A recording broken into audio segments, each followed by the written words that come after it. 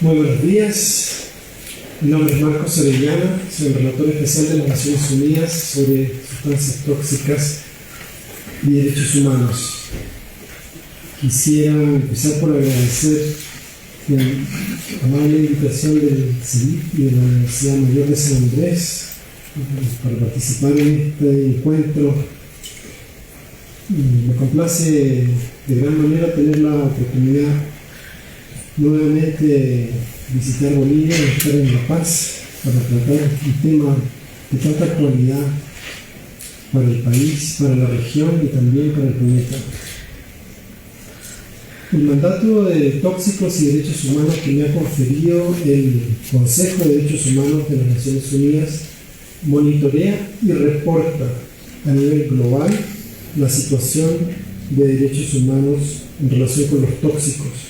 Y eso a raíz de la clara afectación que pueden tener las sustancias peligrosas en el disfrute pleno de los derechos humanos.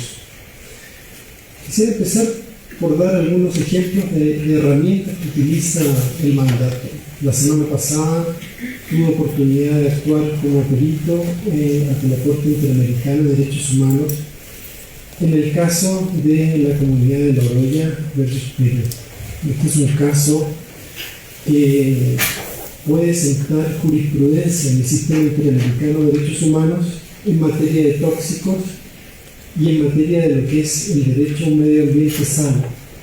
Para aquellos de ustedes que no conocen la situación que vive la comunidad de La Oroya en Perú hace años, hace décadas, es una situación de contaminación extrema, de vulneración de estándares de calidad ambiental nacionales e internacionales, de emisiones de dióxido de azufre, de plomo, de arsénico, de mercurio, entre otros metales y metaloides que han afectado a la población, a los niños, las niñas, durante mucho tiempo.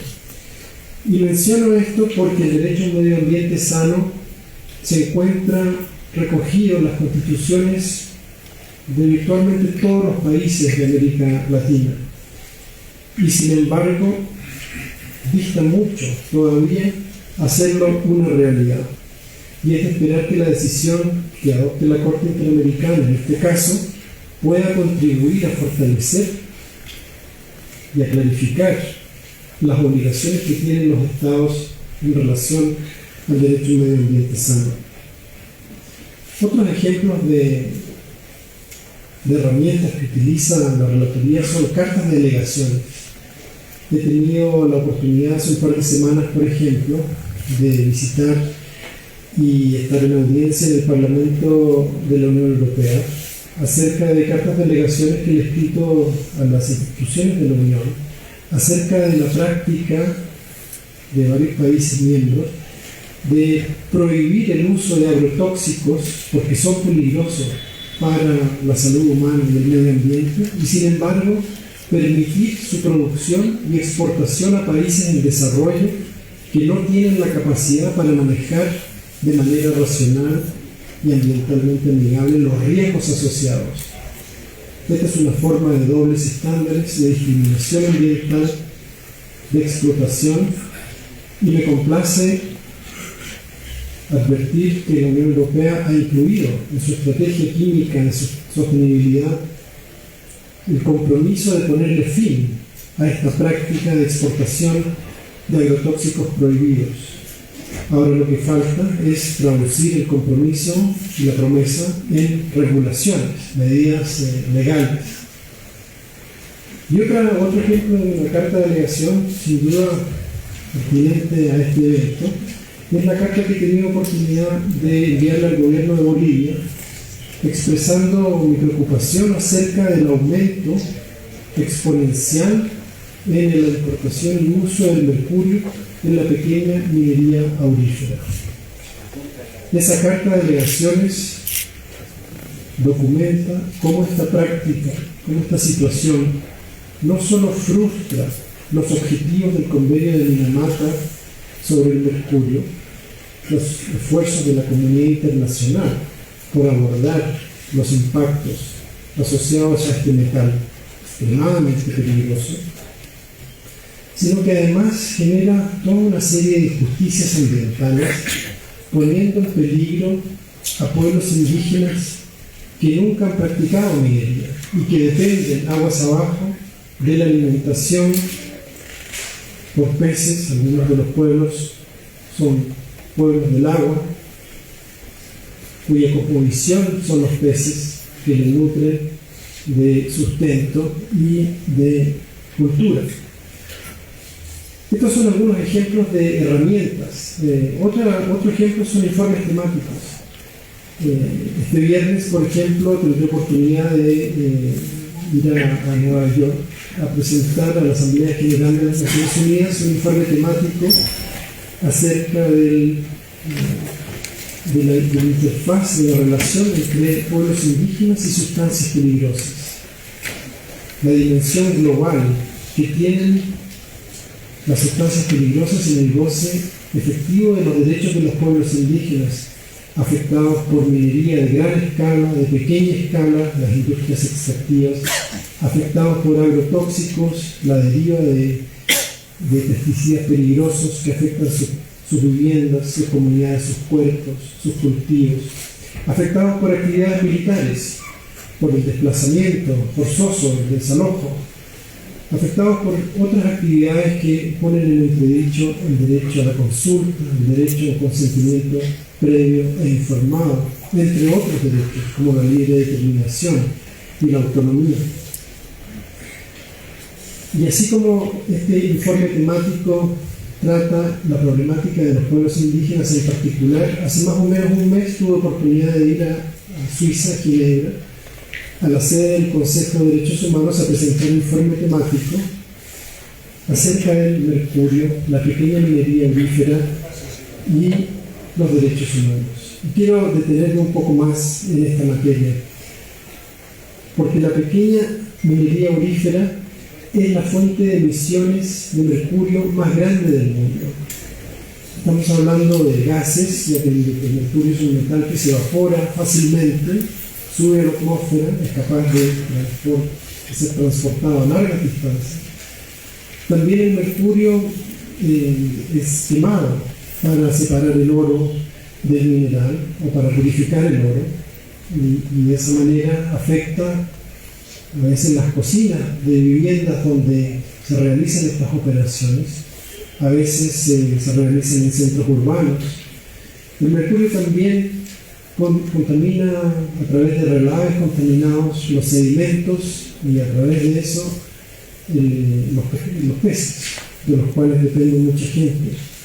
Estamos hablando del 37% del total de emisiones de mercurio al medio ambiente, lo cual es mucho más alto de las fuentes contaminantes que le siguen.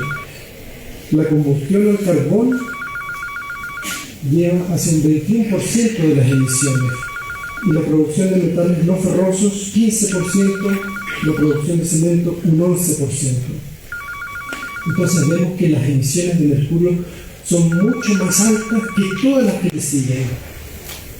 Voy a volver sobre este punto al tratar acerca de las brechas del convenio de Dinamarca. Son más de 2.000 toneladas de mercurio las que son liberadas al medio ambiente cada año, y esto, como vengo diciendo, genera graves afectaciones al medio ambiente y a los derechos humanos. Pueblos indígenas, comunidades campesinas, comunidades afro, que viven de acuerdo a sus tradiciones y que sin embargo sufren la contaminación por el mercurio, la pérdida de sus medios de sustento, la pérdida de sus tradiciones, la pérdida de sus fuentes de alimentación. También esta situación afecta a personas que viven en la extrema pobreza, muchas de las cuales trabajan en este tipo de minería. Muchas de las personas, muchos de los mineros que trabajan en la pequeña minería aurífera no tienen alternativas de economía. Y también esta situación genera graves afectaciones e injusticias ambientales en personas que viven muy lejos de los lugares donde se practica o se hace minería, a miles de kilómetros de distancia. A la relatoría le ha llegado información, ha recibido información acerca de afectaciones e impactos en mujeres de edad reproductiva en pequeñas islas de estado del Pacífico, lejos, muy lejos de cualquier centro de minería. Esta situación nos habla de un problema local, regional, pero también global. Y sobre esto quisiera recordar que el mercurio es un metal extremadamente peligroso. Esto lo ha relevado el señor Román Poznański y la doctora María Eugenia García Moreno ahora. Recordar que la exposición al mercurio genera enfermedades graves, puede generar la muerte, puede generar discapacidades. El mercurio es persistente, no es un problema que se solucione solo. El mercurio se bioacumula, entonces afecta en particular a personas en situación de vulnerabilidad. Los niños y las niñas, cuyo peso, cuyos cuerpos están en desarrollo, cuyo peso es menor a los adultos, son más frágiles, son más sensibles a la exposición al mercurio. Puede afectar el coeficiente intelectual, lo cual afecta las posibilidades de desarrollo futuro para toda la vida. Las mujeres también sufren abortos espontáneos y hay varios casos que me han llegado de información a la relatoría donde mujeres en comunidades indígenas que no conocen el mercurio, podemos estar en una sustancia desconocida para mucha gente, hay mucha desinformación, mujeres que han perdido hijos, hijas, que han tenido abortos espontáneos o que han dado a luz a niños y niñas con malformaciones, han sido expulsadas de sus comunidades por falta de información. El mercurio atraviesa la placenta humana y es capaz de generar afectaciones en los fetos. Además, genera sitios contaminados y esto pone en riesgo los derechos de las generaciones futuras. Toda esta situación compromete, como decían las personas que me antecedieron, el derecho a la vida, el derecho a la salud, el derecho a la integridad personal y el derecho a un medio ambiente sano, entre otros problemas. Hay una dimensión económica también de esta situación que es relevante.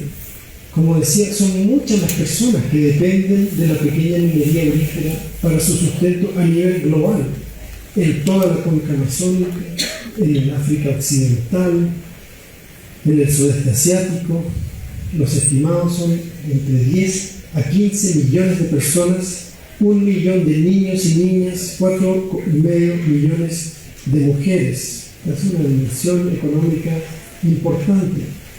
Otra dimensión económica es la demanda del oro, que es la que genera, en definitiva, los graves impactos. ¿De dónde viene esta demanda? La pequeña minería aurífera suministra más o menos un quinto, 20%, del mercado global del oro. En gran medida esto es joyería, es electrónica, pero también es especulación financiera, donde entidades, bancos, entidades financieras compran y venden oro y especulan en los mercados internacionales financieros. O sea, para alimentar la especulación, los pueblos indígenas sufren en el terreno. Y mientras la industria del oro reditúa ganancias, los derechos humanos se ven perjudicados.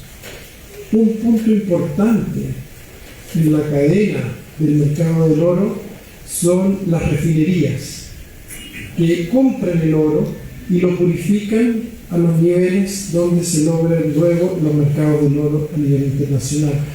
Estas refinerías están en su gran mayoría ubicadas en países industrializados: el Reino Unido, Suiza, Italia, Japón, Estados Unidos, también en algunos países en desarrollo, Sudáfrica, por ejemplo.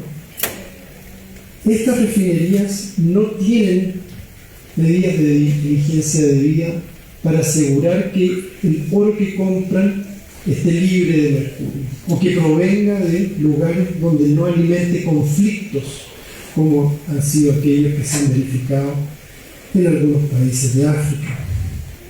Esta es una segunda dimensión económica, y una tercera dimensión es el tráfico del mercurio, que en parte es legal por el convenio de Minamata. Voy a volver sobre esto en un segundo. Y en parte es ilegal. Y es ilegal, por ejemplo, cuando hay carteles de narcotráfico que han incorporado al mercurio como uno de sus productos que trafican.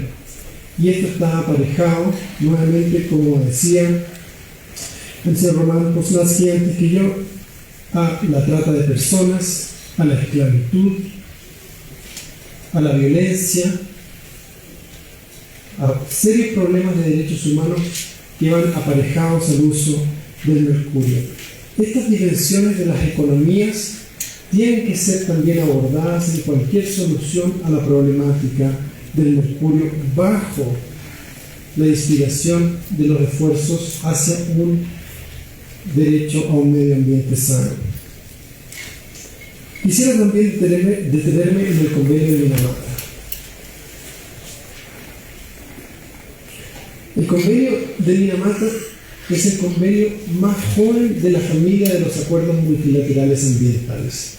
Desde 1972, cuando se realiza la primera conferencia de las Naciones Unidas sobre el medio ambiente humano en Estocolmo, esta es una conferencia un hito en el desarrollo del derecho internacional ambiental, es lo que es la conciencia de la humanidad frente a los graves riesgos que plantea la degradación ambiental para el planeta y para la humanidad. Desde entonces empieza una trayectoria de negociación de acuerdos multilaterales ambientales sobre una serie de temas: biodiversidad, especies en peligro de extinción, desechos peligrosos, cambio climático. O sea, la lista es larga. Dentro de esa lista, el último, del año 2017, cuando entra en vigor, es el convenio de Minamata sobre el mercurio. O sea, este convenio ha tenido la oportunidad de recoger décadas de experiencia en el diseño de acuerdos internacionales, y por lo mismo también se trata de un acuerdo comprensivo y robusto. Es un buen acuerdo, es sólido, excepto en lo que se trata de la pequeña minería aurífera. Tiene una cobertura amplia, aborda lo que son las fuentes de suministro del mercurio, lo que es el comercio, lo que son los usos del mercurio, lo que son los productos del mercurio, y también recordar que toma su nombre de la ciudad de Japón que sufre una de las catástrofes ambientales más grandes del siglo pasado, la ciudad de Minamata, donde una empresa química, industria, vertía mercurio a la bahía, donde pequeños pescadores y recolectores de mariscos traían el pescado a sus comunidades. Durante muchos años de exposición, 50.000 personas afectadas, 2.000 personas diagnosticadas con la enfermedad de Minamata, la generación de parálisis, ataxia, la incapacidad de moverse bien, personas que caen en coma, personas que pierden la vida. De ahí toma el nombre el acuerdo de Minamata, con la promesa de que nunca más se vuelvan a repetir otras Minamatas. Y yo me pregunto, ¿dónde está esa promesa en el día de hoy? Que estamos viendo la grave afectación con mercurio en la Amazonía, en el África Occidental y en el Sudeste Asiático, y en gran medida alimentada por la sed de oro en países industrializados y también en otros países, como la India con su joyería, o como los Emiratos Árabes Unidos, que también importan gran cantidad de oro. El objetivo de Minamata es proteger la salud humana y el medio ambiente de las emisiones y liberaciones del mercurio. Y el preámbulo reconoce las particulares vulnerabilidades de los pueblos indígenas. Y por eso decía que recoge este acuerdo medidas para reducir y en lo posible eliminar el uso del mercurio. Y entonces donde un país adopta medidas, pero que no reducen, sino que van en aumento del uso del mercurio, empieza a haber un cumplimiento de esta disposición. Porque la disposición exige tomar medidas para reducir el mercurio, no para aumentar el mercurio. Y eso es uno de los elementos que yo le mencionaba y le hacía presente al gobierno de Bolivia en las cartas de delegaciones que le envié hace un tiempo. Para operativizar esta obligación en nuestro título 7, el convenio de Minamata también contempla la elaboración de planes de acción nacional. Existen fondos de cooperación internacional que proporcionan ayuda financiera a los países para diseñar e implementar estos planes de acción nacional. Este es un canal de cooperación sumamente importante que ilustra el rol del derecho internacional ambiental en la cooperación internacional y en la canalización de fondos para que los países fortalezcan sus capacidades para enfrentar a problemas que son compartidos por la comunidad internacional. Si una parte del país determina que el problema del mercurio en la pequeña minería olífera es más que insignificante, entonces notifica a la Secretaría del Convenio esta situación y ahí empieza a correr un plazo de 3 años para la elaboración y presentación de un plan de acción nacional. Esta terminología de más que insignificante lo que quiere decir es que el mercurio es un problema en el país. Es básicamente la traducción. Entonces, si un país considera que tiene un problema con el mercurio, notifica a la Secretaría, empieza a correr un plazo de 3 años, los fondos internacionales le entregan dinero para la elaboración de un plan de acción nacional. En el caso de Bolivia, y esto también lo incluyo en las cartas de delegaciones, esta notificación tiene fecha, y esto está disponible en el sitio web del Convenio de Minamata, cualquier persona lo puede mirar ahí, de mayo del 2019. 3 años después, mayo del 2022. O sea, hay aquí un punto de incumplimiento de Bolivia con el acuerdo de Minamata. El anexo C del convenio incluye una serie de elementos para que informen el contenido de los planes de acción nacional. Por ejemplo, la eliminación del cianuro en relaves contaminados con mercurio. Como hablaba de las herramientas del mandato al inicio, tuve oportunidad de realizar una visita oficial a Paraguay, que concluyó la semana pasada, y tuve oportunidad de visitar un lugar que se llama el Paso Yobay. Y en este lugar he visto cómo los relaves, cómo el mercurio se utiliza en la extracción de oro, y luego estos relaves también son utilizados con cianuro. Y esto es sumamente peligroso porque la combinación de mercurio con cianuro genera unos cócteles tóxicos extremadamente preocupantes. También el anexo C del Convenio de Minamata, que incluye estos contenidos para los planes de acción nacional, habla acerca de lo que es la combustión del mercurio en sitios residenciales. Y esto con preocupación que he visto, he recibido información acerca de la combustión de mercurio en ciudades pobladas, cerca de los lugares donde se practica minería, pero también en ciudades capitales de países. Y eso sin duda que es un problema. También es un problema en Minamata que este anexo C no establece un plazo para la eliminación del mercurio, como si el mercurio pudiera ser utilizado indefinidamente, como si no fuera persistente, como si no ocasionara daños graves. Hay aquí una primera brecha en lo que es el convenio de Minamata. Pero como vengo diciendo, no solamente se trata de la elaboración de un plan de acción. Ese es un primer paso Y un primer paso importante que debería, de acuerdo a los lineamientos de la Conferencia de las Partes de Minamata, incluir un diálogo con todos los actores involucrados, pueblos indígenas, cooperativas mineras, otros actores con experticia en el tema, para que los planes realmente reflejen contenidos que sean viables y puedan solucionar los problemas. La elaboración de un plan sin duda es importante, su opción, pero más importante aún es su puesta en práctica, la transformación de la realidad, la implementación. Y lo que busca un plan de acción es transformar las tecnologías que actualmente operan en base al mercurio con tecnologías que no utilizan mercurio. Y existen esas tecnologías. Y son más eficientes que el mercurio en extraer oro del mineral. Esta es tal vez la gran ironía. Ahora uno se pregunta entonces por qué no han sido aplicadas. Hay mucha inercia, hay mucho desconocimiento, pero también hace falta inyección de capital para las inversiones que son necesarias en esta transformación tecnológica.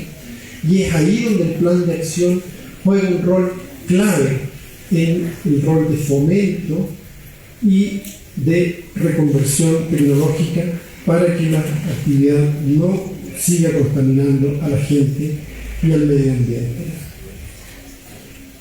Como decía, tuve oportunidad de presentar el informe temático al Consejo de Derechos Humanos a su mes sobre esta temática e incluí ciertas recomendaciones. Y una de ellas trata sobre el cerrar las brechas de Minamata en materia de pequeña minería aurífera. Minamata, como vengo diciendo, es un acuerdo robusto, comprensivo, pero en esta materia tiene brechas. Y una de esas brechas es que permite el uso del mercurio en la pequeña minería. Es un uso permitido. Y esto debiera cambiar, debiera ser al revés. Es un uso prohibido. Para que eso suceda, un país, una parte de Minamata, tendría que presentar una propuesta de enmienda. Y ahí empezaría todo un proceso que podría culminar en la enmienda. Al permitir el uso del mercurio, lo que el convenio también hace es permitir el comercio del mercurio para la pequeña minería aurífera. Legal, no la ilegal. Y esto también es un problema, el comercio del mercurio. Y también es un problema el que el convenio permita que la minería primaria de mercurio, ya no de oro, sino de mercurio, el cinnabar, por ejemplo, en México, donde están grandes minas de cinnabar, de mercurio, en el estado de Querétaro, continúen por 15 años tras la entrada en vigor del acuerdo. Y esto ha generado de que una vez que entró en vigor el acuerdo, ha aumentado el nivel de explotación de las minas que ya existían. Y eso puede seguir alimentando el mercurio en el mercado por otros 15 años desde 2017. Decía en este informe al Consejo que los países también pueden actuar independientemente de si se enmienda o no Minamata. Y hay países que lo han hecho. Por ejemplo, los países miembros de la Unión Europea han prohibido el uso y comercio del mercurio. Y así también Estados Unidos. Hay países como Colombia que también han prohibido el uso y el comercio del mercurio. Ciertamente que hay desafíos en la implementación, y parte de los desafíos están por la minería ilegal que encuentra en el mercurio que se trafica una alimentación. Pero los países donde están las refinerías tienen gran responsabilidad en esto. Como decía, la joyería, el sector electrónico, la especulación que genera la demanda. Aquí no hay medidas de diligencia debida en los países industrializados donde están estas refinerías que permitan distinguir el origen del oro o la manera en que fue producido. Hay algunas iniciativas que están empezando a tomar un poco de fuerza en países como Perú, en Colombia, aquí también en Bolivia, pero todavía no han llegado a poder distinguir el oro en razón del mercurio. Para ir concluyendo, Es decir, aquí no hay soluciones mágicas. Este es un problema muy complejo, pero sí hay la necesidad de políticas integradas, de identificar alternativas y apoyo a una transición justa, de lucha contra el crimen organizado y de lograr que las refinerías en los mercados internacionales adopten medidas de diligencia debida. Estamos frente a un problema que es urgente, porque el metal es persistente. Cada día que pasa agrava esta problemática. La contaminación se agrava con el tiempo. Es un problema complejo y, como digo, no admite soluciones fáciles. Y es un problema de alcance global, también local y también regional. Y por eso veo con gran preocupación no la reducción del mercurio, sino su aumento. Voy remando contra la corriente. Esta trayectoria frustra los objetivos del convenio de Minamata sobre el mercurio, frustra los esfuerzos de la comunidad internacional, frustra lo que es el esfuerzo de proteger la vida humana y la salud del medio ambiente. El tráfico ilegal del mercurio también amenaza a los pueblos indígenas, sus fuentes de alimentación, genera sitios contaminados, genera deforestación y pérdida de biodiversidad.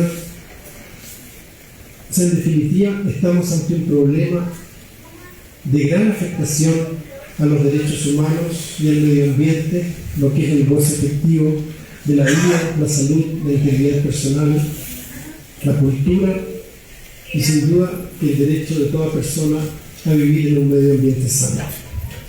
Muchas gracias por su atención.